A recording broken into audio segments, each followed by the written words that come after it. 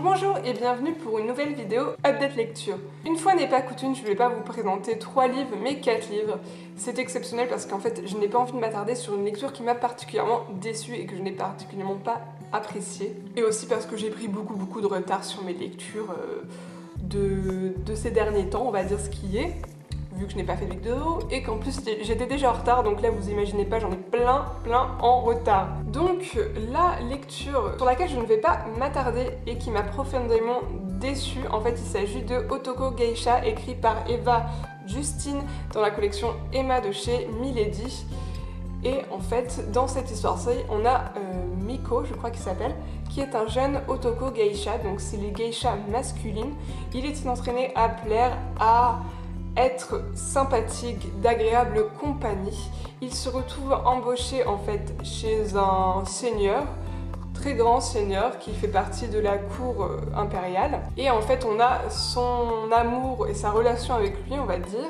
Clairement je suis passée à côté, je pense, à des millions d'années. Je m'attendais à un roman vraiment centré sur le monde japonais, l'univers japonais, qui aurait peut-être une petite romance entre les deux hommes. Mais voilà, je m'attendais clairement pas à ce qu'il y avait là-dedans. C'est-à-dire qu'on a des scènes un peu olé, je trouve, beaucoup trop souvent. En fait, moi, c'était pas du tout ce que j'attendais. J'attendais un truc vraiment centré sur les sentiments, sur la compréhension de ce monde japonais. Et c'est pas du tout ce que j'ai trouvé. Mais alors, vraiment pas du tout. Et je pense que je suis passée à côté de quelque chose. Je sais pas. Mais j'ai lu les avis, les personnes étaient hyper enthousiastes. Il est super bien noté, tout le monde semble l'avoir aimé. Alors moi, ça... pas du tout. J'ai limite été dégoûtée plusieurs fois, pas parce que les scènes étaient trop explicites, mais plutôt parce qu'elles étaient limite violentes. Voilà. Il y avait des personnages aussi qui sont plutôt dégoûtants, moi je trouve. Vraiment aucune morale.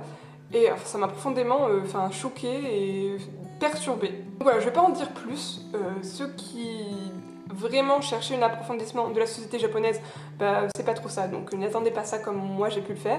Ensuite, un livre qui était dans la sélection pour le Pumpkin Autumn Challenge. En fait, il s'agit de ma première lecture du Pumpkin Autumn Challenge, et pour me remettre de mes émotions de l'Otoko Geisha, je me suis retournée vers une valeur sûre, des Écossais, des romances historiques, harlequins en Écosse, voilà. J'ai tapé pile dedans, ça m'a bien sûr remis à fond dedans. J'ai retrouvé ce que j'aime en fait. Ce livre-ci s'intitule Le Seigneur des Highlands, il est publié chez Harlequin dans la collection spéciale 40 ans là. Et il est écrit par Terry Brisbane. Donc la couverture est juste magnifique. L'illustration est faite par l'artiste Malice Siri, que je ne connaissais pas du tout, mais franchement, je trouve qu'elle retranscrit très bien l'ambiance et les personnages. Dans cette histoire-ci, on a l'histoire d'une jeune fille qui s'appelle Jocelyne. Jocelyne se retrouve mariée en fait de force à la bête des Highlands. Son vrai nom, Connor. Et en fait, elle n'avait pas le choix, c'est parce que Connor retenait son frère et que du coup, Connor cherchait à tout prix une femme. Il a sauté sur l'occasion, vu qu'il avait le frère de Jocelyne prisonnier, s'est dit je vais épouser Jocelyne. Donc Jocelyne, elle arrive, elle connaît pas du tout ce clan, elle est plutôt effrayée par son mari parce qu'en fait il a la réputation d'avoir tué son ex-femme. Enfin ça, c'est pas son ex-femme, mais bon, sa femme précédente on va dire. Donc elle est pas trop voilà, joyeuse d'être là, elle se dit mais il va me tuer aussi si je fais le moindre faux pas. Et donc elle connaît pas le clan, elle connaît pas les gens sont plutôt renfermés, voilà. Elle arrive, elle est un peu stressée. Et après, elle découvre finalement que Connor n'est peut-être pas si méchant que ça, qu'il est peut-être bien en fait. Et donc on a toute l'histoire, voilà, c'est une romance des Highlands, faut pas en attendre plus. Voilà, mais moi ça me plaît vraiment beaucoup, donc voilà, je suis à fond dedans à chaque fois. Et ensuite, j'ai lu, donc comme il était prévu pour le Pumpkin Autumn Challenge, Harry Potter et l'enfant maudit, donc la pièce de théâtre de Jack Thorne et John Tiffany, donc d'après une histoire de J.K. Rowling. Celui-ci était publié chez Folio et j'ai, beaucoup aimé. En fait, j'avais peur de ne pas du tout aimer, de m'attendre à trop de choses, mais le fait que ce soit une pièce de théâtre est vachement vivant. Je m'imaginais vachement les choses dans la tête. Je pense que ça doit être une super expérience de voir la vraie pièce de théâtre avec les acteurs. Il y a quelques petites choses qui m'ont dérangée, notamment Hugo, le frère de Rose, que l'on ne mentionne qu'une fois dans tout le roman. Moi, j'étais même en train de me demander, mais attends, dans le dernier, ils en parlaient de ce deuxième enfant qu'avaient Ron et Hermione. Et en fait, oui, à la fin, on finit par le voir, mais vraiment à la toute fin, et ça m'avait tilté pendant tout le roman.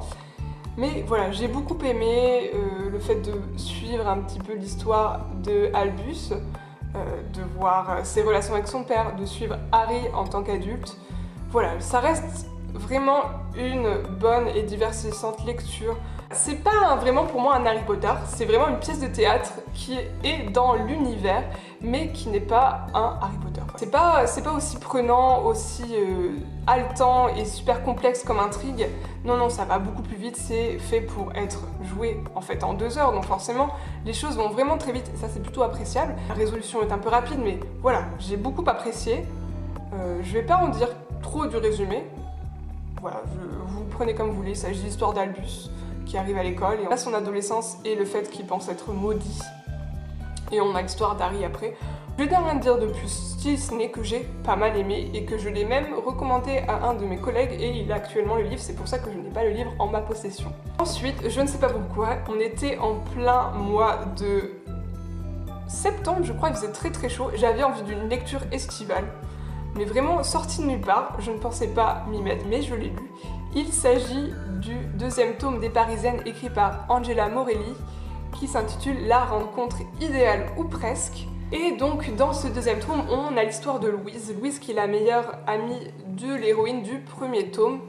Et Louise en fait est une indécrottable parisienne, elle ne prend jamais de vacances. Elle est toujours en train de travailler, vraiment la working girl parfaite, elle est mince, franchement elle a tout, sauf qu'en fait, la seule chose qu'elle n'a pas, c'est l'amour et elle a beaucoup de mal à le retrouver. Elle va se retrouver à la campagne parce qu'à un moment, elle capote, elle l'a explosé et elle a besoin de vacances. Sa meilleure amie lui dit, bah ok, il y a dans la baie de Somme, je crois que c'est à peu près vers là, une maison qu'une de mes collègues a, vas-y, repose-toi, va surveiller la maison pendant ce temps-là et profite, prends des vacances pour une fois.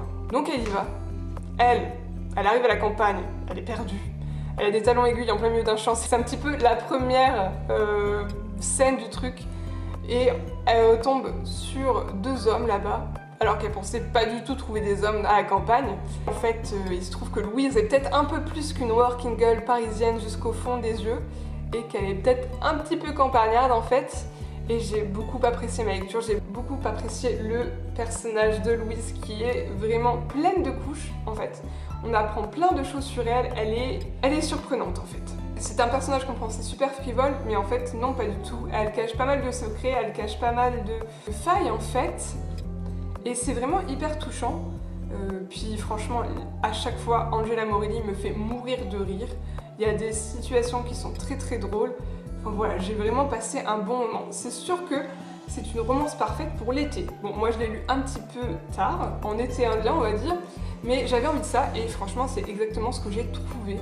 Donc voilà, hormis la première lecture que je vous ai présentée, tout le reste c'était vraiment bien. J'ai vraiment bien commencé le Pumpkin Autumn Challenge.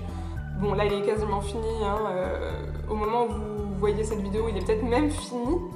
Mais là j'en suis à ma dernière lecture à vrai dire, j'ai quasiment tout lu sauf un je crois, non 2. J'ai terminé mon challenge plutôt pas mal, je vais pas m'attarder dessus, je ferai un bilan je pense un peu plus tard. Mais voilà, globalement que des bonnes lectures.